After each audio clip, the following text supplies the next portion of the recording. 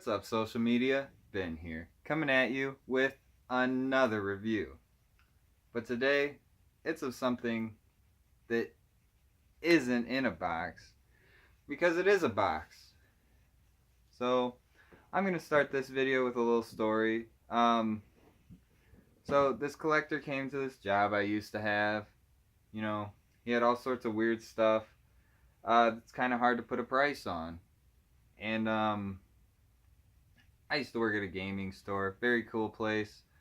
I don't know if they want the shout out, but, so maybe eventually you'll find out where I used to work. But yeah. So he came in and he was telling me how he had a couple of store displays, and I was wondering oh, what are they? And he was telling me all the ones he sold already.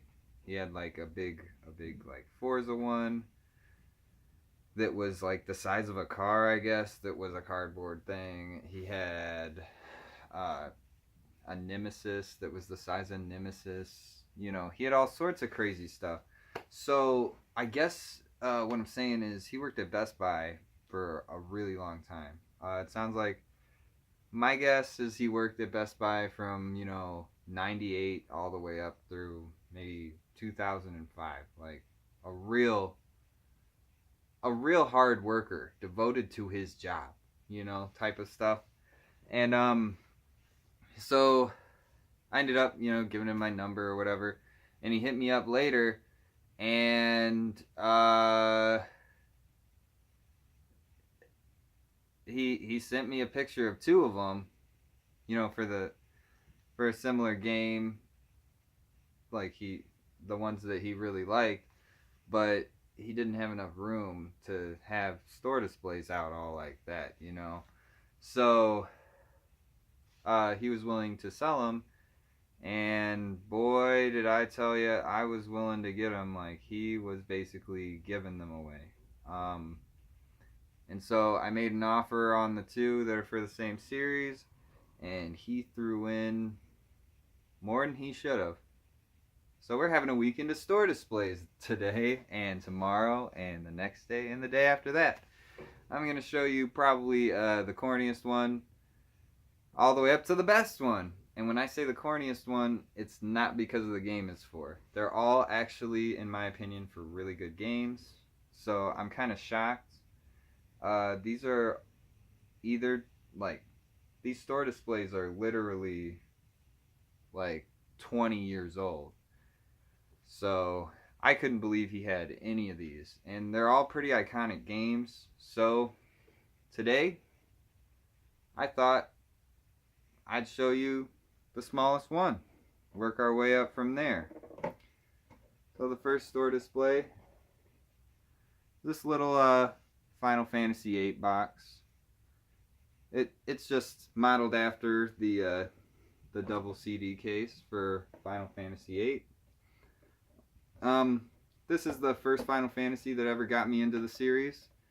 I will say 7 is not that good to me. I'm not gonna lie. I think everyone was like, oh, you're on the side of who's technically a terrorist, and all sorts of like, oh, the government's kind of the enemy and all that jazz. Like, Final Fantasy VII, not my jam. I'm not gonna lie to you guys. But Final Fantasy VIII, I tell you what, Final Fantasy VIII was really something special to me. Leon with his gunblade, all the characters seem so much more well done. I like that you were like a big sprite walking around the maps. And I probably got some big fat nostalgia blinders. So, without further ado, let's take a closer look at this display. So, here we got, Final Fantasy VIII for the PS1, big giant box to sit on the counter and show off the game. So, I don't know if you guys remember this, but back when I was young, they would just show giant boxes a lot of the time. that look like the actual game box, and no big deal. They're just big old empty boxes. Very soft cardboard, kind of like an N64 box, if you've ever owned an N64 game box. And they're pretty sweet, you know. Have this sitting on your counter, sitting on your, like, you know, game station. Have some stuff hidden behind it because, you know, shelves get cluttered. And, yeah, so here.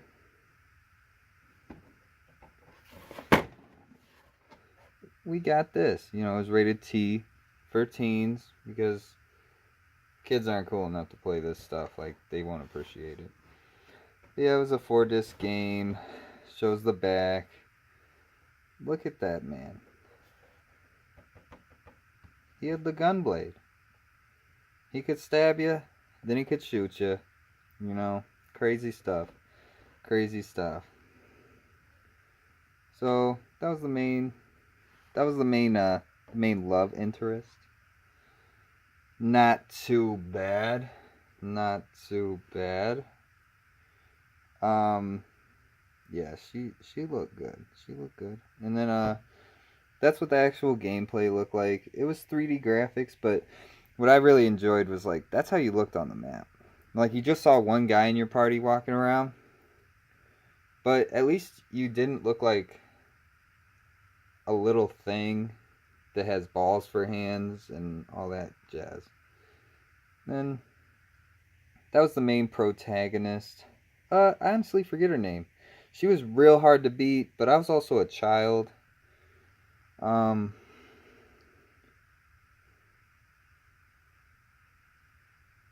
Yeah, 4-disc game. Rated T for animated violence, mild language, and suggestive themes.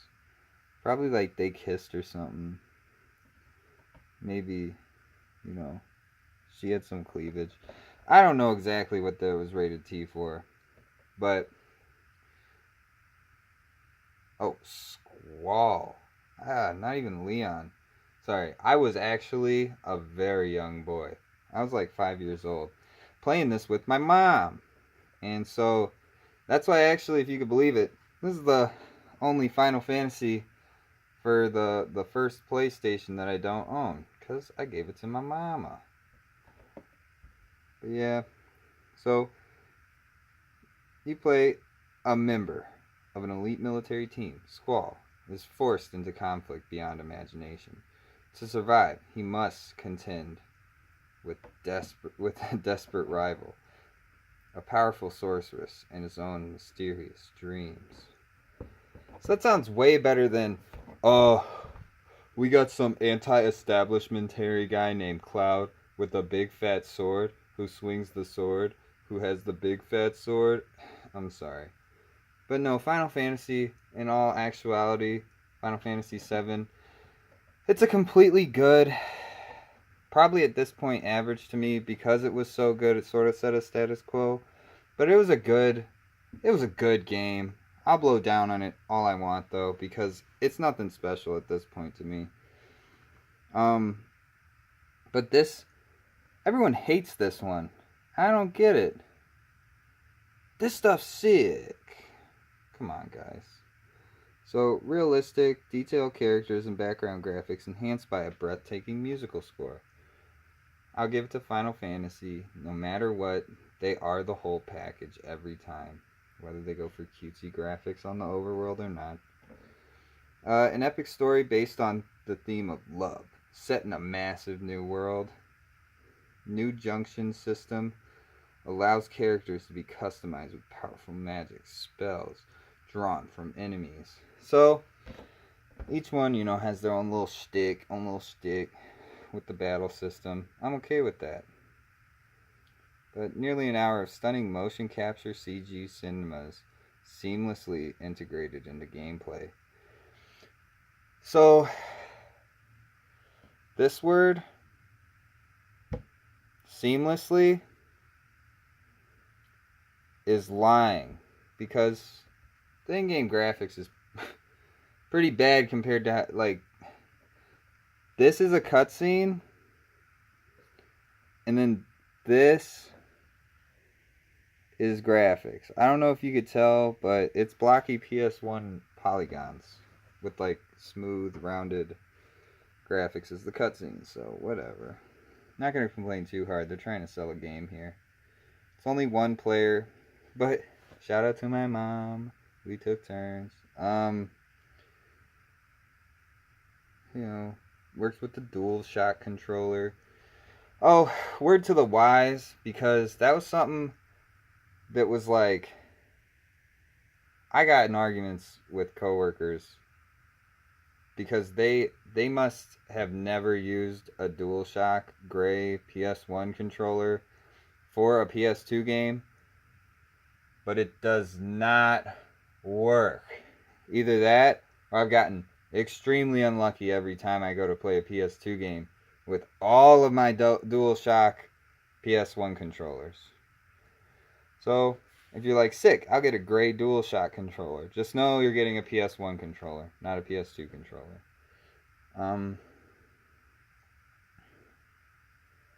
Either that, or, man, is there something weird about my PS2 only letting me use it for PS1 games. But Square Electronics Arts, you know, everyone knows where Square Enix and Squaresoft, where all these people live. You know, you can go hunt them down for their autograph for making such great art and games. You know, Sony, you know, foreign patent pendings. This game is foreign. You know, but yeah, I thought it was sweet. I played this game back when, like, I was too young to fully understand RPGs. So I got through it, but it seemed like hard as balls. So I highly recommend it. Don't, like, shrug off a game from a legendary series all because people are talking about Final Fantasy VII. I also feel, as far as nostalgia is not concerned, Final Fantasy IX, with that card game in it, it definitely has a little more longevity than most other Final Fantasy games for me. I'm big on card games, so if you got a chance, play through 8, you know, really just enjoy it. You don't got to complete it all the way. And then also really give 9 a chance, and don't blow off the card game, because that's as deep as like a Yu-Gi-Oh! PlayStation 2 game or something. Like, lots to that card game. You can really play it as much as you want. Good card game. Good card game. And also, pretty good Final Fantasy, you know.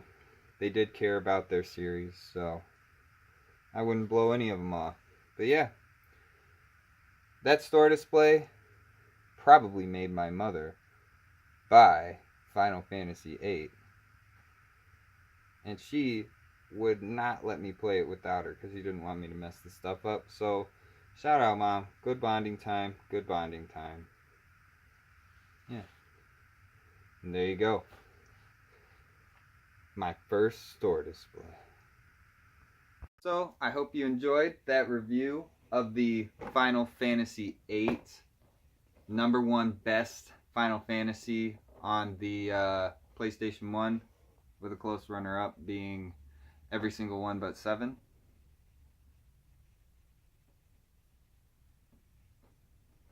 And if you like what you saw, remember to like and subscribe. And as always, have a great day.